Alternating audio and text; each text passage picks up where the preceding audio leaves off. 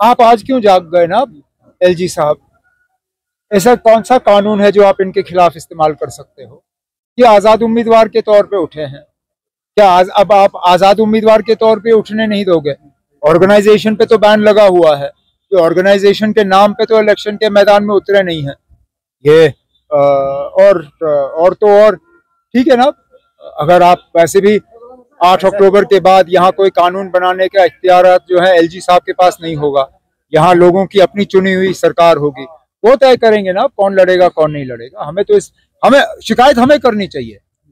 मैदान में हमारे खिलाफ उतरे हैं, वोट हमारे खिलाफ लेने की कोशिश कर रहे हैं, हम इस तरह की मांग नहीं कर रहे हैं, तो एलजी साहब क्यों कर रहे हैं ना? अब उनको क्या परेशानी है?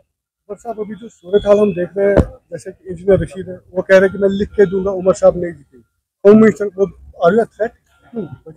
अब इंजीनियर रशीद साहब जरा पहले जो आज उन्होंने एबीपी के जरिए इंटरव्यू दिया है उसका जवाब दें।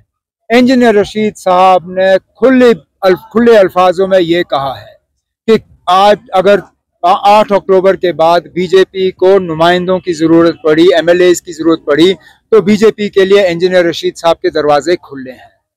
अगर आज इंजीनियर रशीद साहब बीजेपी को मदद करने के लिए इलेक्शन लड़ रहा है तो जम्मू कश्मीर के लोगों को बहुत सोच समझ के अपने वोटों का इस्तेमाल करना चाहिए, क्योंकि मैं बार बार ये कहता आया हूँ। आज इंजीनियर रशीद साहब ने शुक्र है हमारी बात को तस्लीम किया है।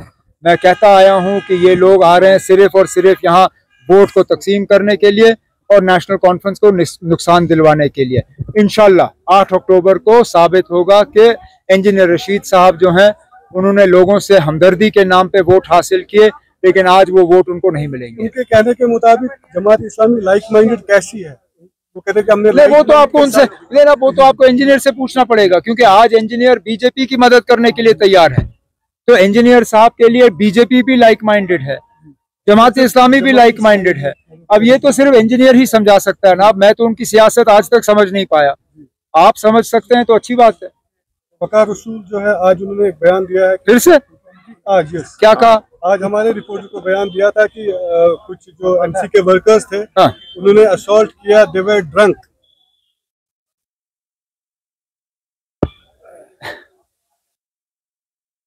अब फ्रस्ट्रेशन में लोग बहुत कुछ कह जाते हैं। वकार रसूल साहब कुछ ज्यादा ही फ्रस्ट्रेट हो गए हैं। अब इलेक्शन खत्म हो गया है, उनको चुपचाप बैठना चाहिए, 8 अक्टूबर का इंतजार करना चाहिए। लोगों का फैसला हमारे सामने होगा।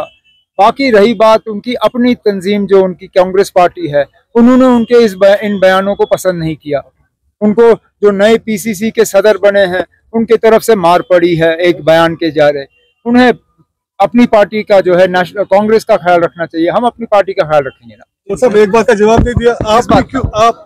उनको क्यों लगता है कि आप ही थ्रेट हो, खाली आप थ्रेट हो? वो तो आपको साफ पता चल रहा है ना, जिस तरह के नतीजे आ रहे हैं।